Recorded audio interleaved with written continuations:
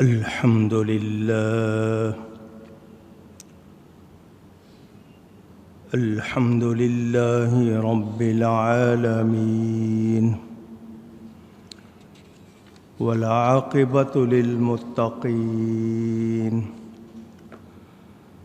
والصلاة والسلام على رسوله سيد المرسلين، خاتم النبيين، شفيع المذنبين، سيد الأولين والآخرين،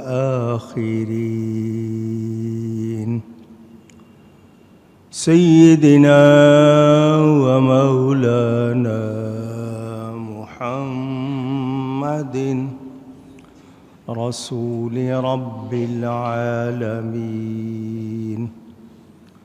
وعلى آله وصحبه أجمعين.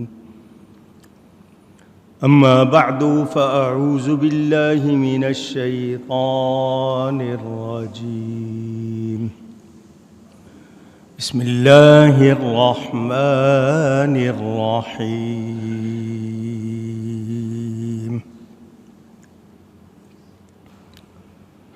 قال رب إن قومي كذبون فافتح بيني وبينهم فتحا ونجني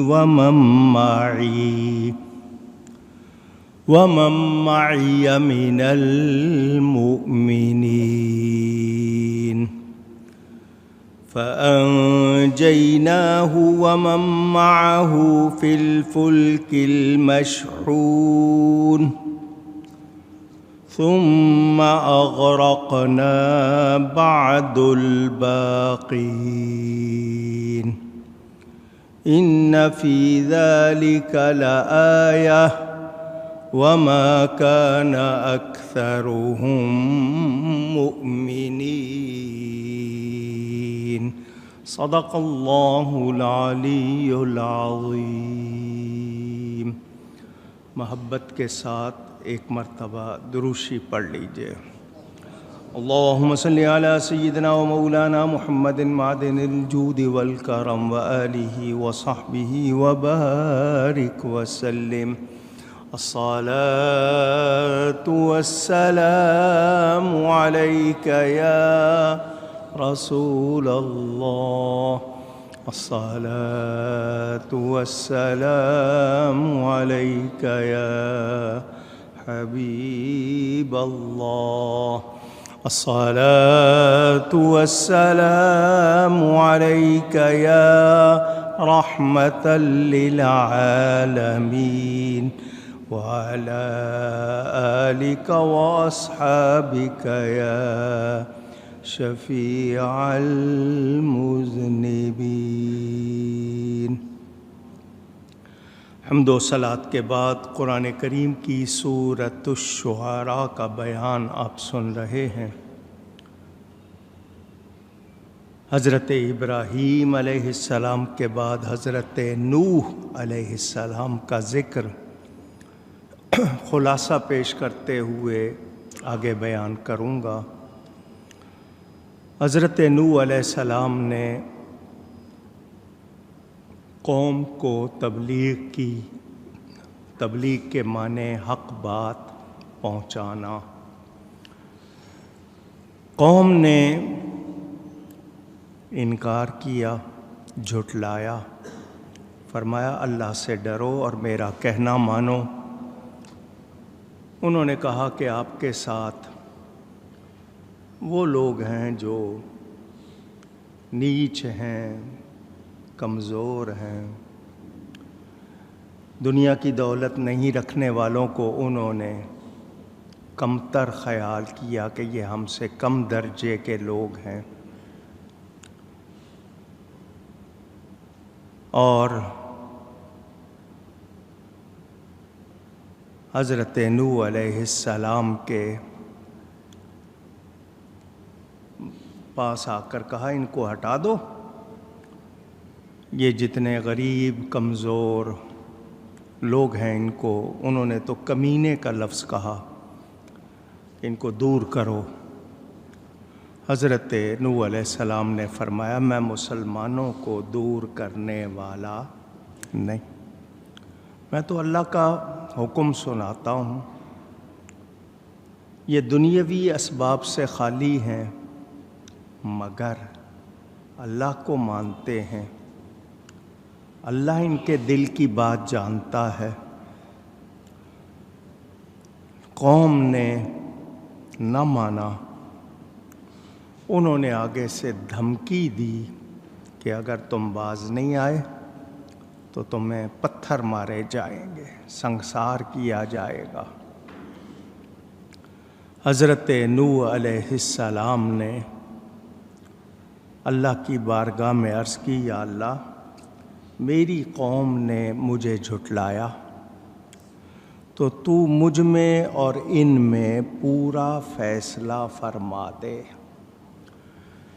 انبیاء کرام کے حوالے سے جتنے واقعات ملتے ہیں ان میں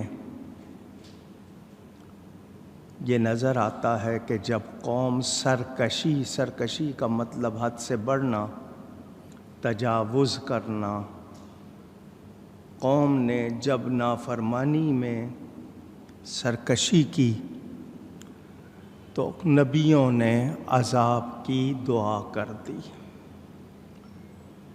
حضرت نوح علیہ السلام نے 950 سال دن رات تبلیغ کی لیکن لوگ ایمان نہیں لائے۔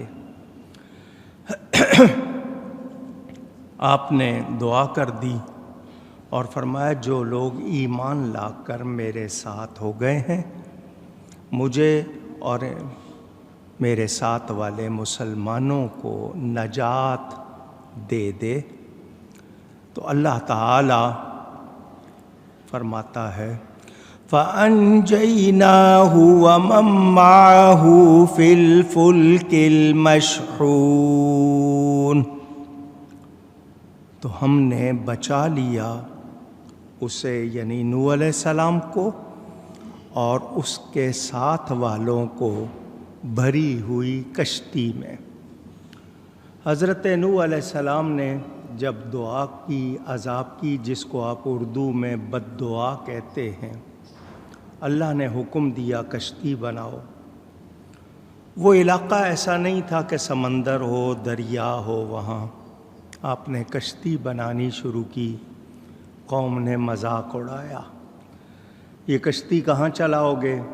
آپ اپنے کام میں لگے رہے۔ 3 منزلہ کشتی بتا چکا آپ کو کہ ایک منزل میں جانوروں کو، درندوں کو، ایک میں دوسرے رینگنے والے تمام بقائے نسل کے لیے کہ ان کی نسل چلتی رہے، اور اوپر کی منزل میں 80 مسلمان اور نوح علیہ السلام۔ اللہ تعالیٰ نے حکم دیا، آسمان سے بھی پانی برسا، زمین نے بھی پانی اگلنا شروع کیا، ہر طرف پانی پانی ہو گیا۔ لوگ حیران، اونچی جگہوں پر جانے لگے، درختوں پہ چڑھنے لگے، پہاڑوں پہ چڑھنے لگے، مگر پانی اتنا اونچا ہوا کہ کوئی بھی نہیں بچا۔ اللہ فرماتا ہے ثم اغرقنا بعد الباقین،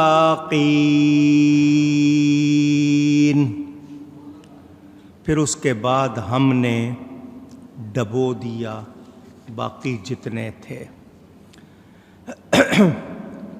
اللہ تعالی اپنے نبیوں کی دعا رد نہیں فرماتا۔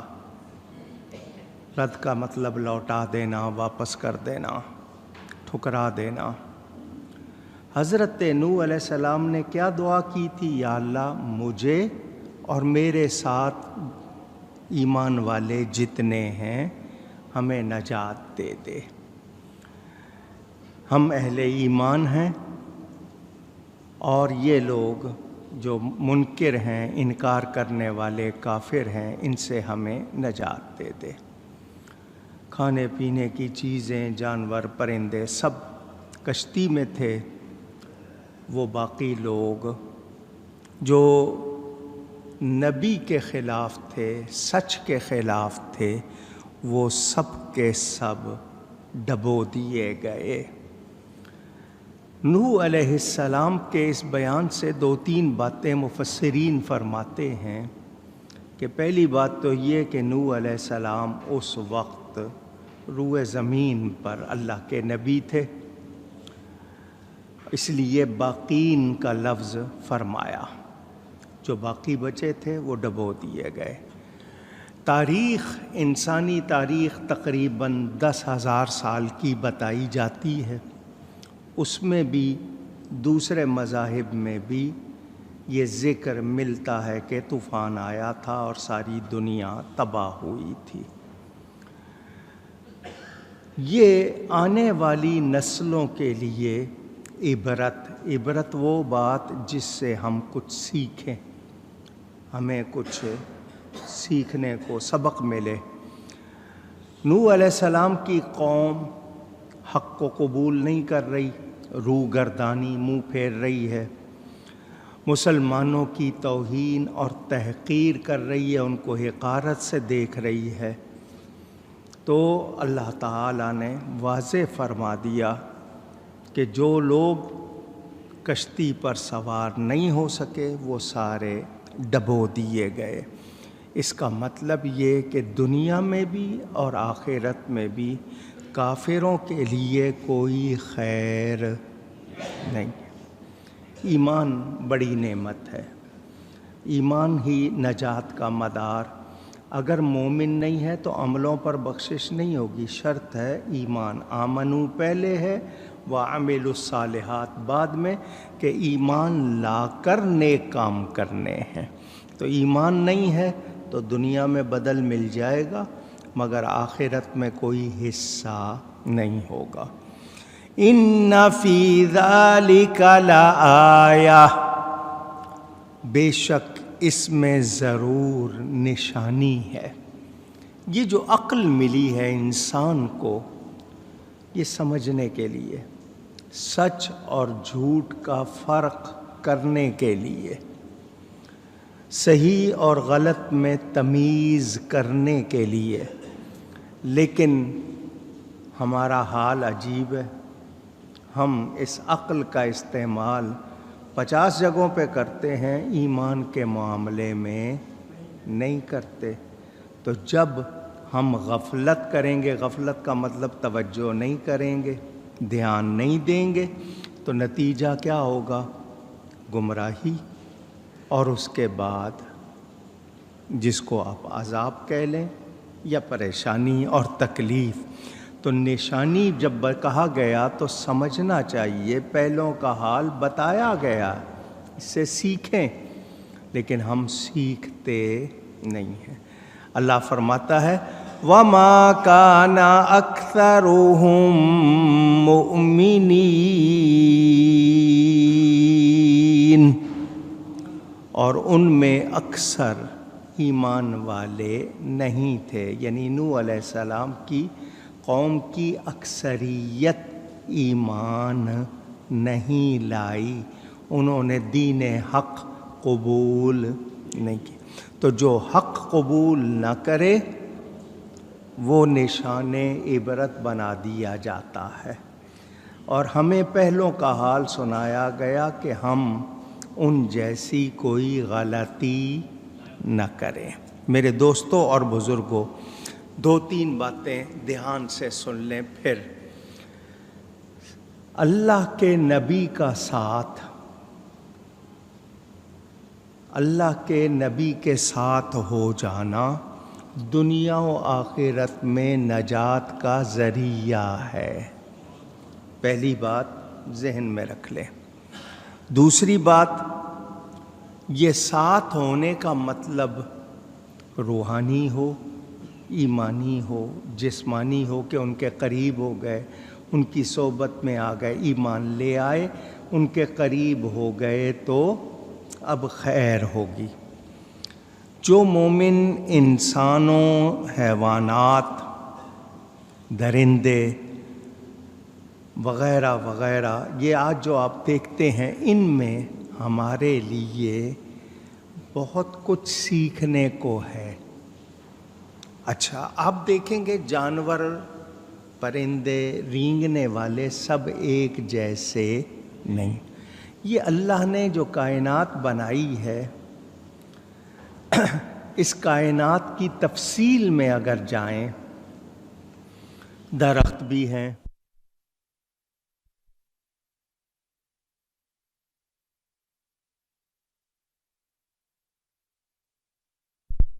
مولانا محمد وبارک وسلم،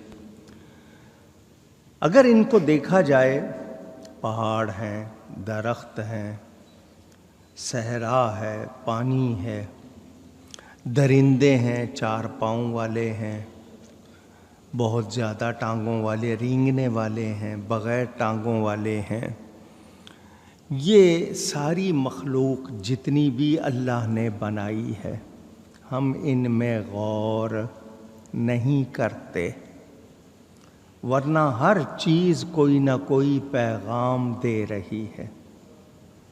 ہمارے لیے کتنی قسم کی مخلوق ہے، ابھی شاید دنیا پوری طرح جان سکی نہیں۔